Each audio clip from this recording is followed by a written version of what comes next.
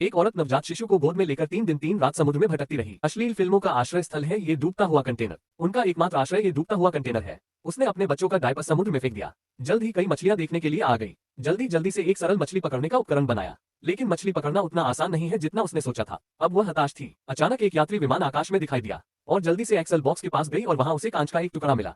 लेकिन लौटते समय गलती से उसकी जान कट गई। उसने दर्द का परवाह नहीं की और तुरंत उठकर मदद के लिए पुकारने लगी, लेकिन दूरी बहुत अधिक थी और विमान में बैठे लोग उसे बिल्कुल भी नहीं देख पा रहे थे। चोट के संक्रमण को रोकने के लिए उन्होंने चोट को तेज शराब से कीटाणु रहित किया। फिर उसने चोट को सीने के लिए हेडफोन के तार का इस्तेमाल किया। दर्द के कारण वह लगभग बेहोश हो गई। पोषण के लिए मछली पकड़ना उसने हेडफोन के तारों से एक साधारण मछली पकड़ने का जाल बनाया।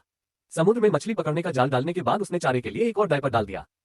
फिर चुपचाप मछली के काटने का इंतजार किया। कुछ मिनट इंतजार करने के बाद सचमुच एक मछली जाल में फंस गई।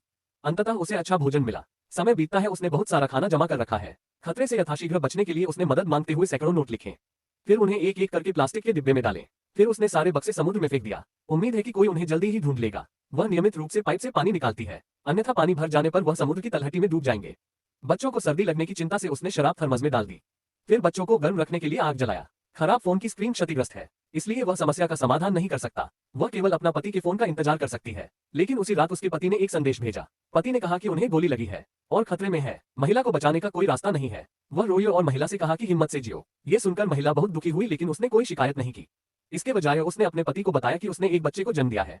फिर उसने अपने पति से बच्चे को कुछ हृदय पारसी शब्द बोलने को कहा। कुछ दिनों बाद जल स्तर उच्चतम बिंदु तक पहुंच गया। उसे सबसे बुरी स्थिति के लिए तैयार रहना होगा। उसने लकड़ी और प्लास्टिक के बॉक्स से एक छोटी सी नाव बनाई। यदि कंटेनर समुद्र में डूब जाए वह कुछ समय के लिए ऊपर रह सकता।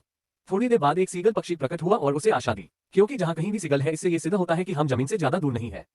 समुद्री तूफान को रोकने के लिए इस्तेमाल की गई सीलिंग पट्टी रात में अचानक गिर गई। समुद्र जल बहुत तेज गति से कंटेनर में बहता है। ये देखकर वो संग्रहित भोजन वापस लेना चाहती थी, लेकिन वह रस्सी से उलझना नहीं चाहता। उसके पास पानी में गोता लगाने और रस्सी काटने के अलावा कोई विकल्प नहीं था। लेकिन जब वह सतह पर आई, बच्चा पहले ही किसी अनजान जगह पर जा चुका था। वह समुद्र में जोर से चिल्लाई, लेकिन उसे उम्मीद नहीं थी कि व्हेल को देखने के लिए आकर्षित हो जाएगा। व्हेल ने जानबूझकर बच्चों पर पानी छिड़का। बच्चा डर गया और जोर से रोने लगा।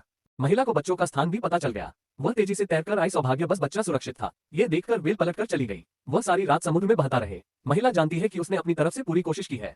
उसने बच्चे का हाथ पकड़ लिया और कुछ अनिच्छुक सब कहे। सिगल को प्रकट होते देखना उसने मछली को डिब्बे से बाहर निकाला। जल्द ही सिगल का एक समूह देखने के लिए आ गया। संयोगवश एक मछली पकड़ने वाली नाव वहां से गुजरी। उन्होंने सीगल में कुछ असामान्य बात देखी, इसलिए वह जल्दी से वहां पहुंच गए। फिर उन्होंने बच्चों को बचाया और उसे मछली पकड़ने वाली नाव पर रख दिया। उसकी मां कहाँ है? रस्सी का पीछे करते हुए उन्होंने महिला को फिर से पाया, लेकिन महिला तो पहले ही मर चुकी है। सौभाग्य बस दयालु मछुआरों ने हार नहीं मानी। काफी देर तक बचाव कार्य के बाद अंततः महिला को बचा लिया। ये कल्पना करना कठिन है कि कोई महिला पूरे 1 महीना तक समुद्र में बहती रहे। अपनी दृढ़ता के कारण वह अपने बच्चों के साथ बच गई। मुझे मातृ प्रेम की महान शक्ति को प्रशंसा करनी होगी। अगर तुम ऊपर वाले का सच्चा भक्त है तो लाइक और सब्सक्राइब करो।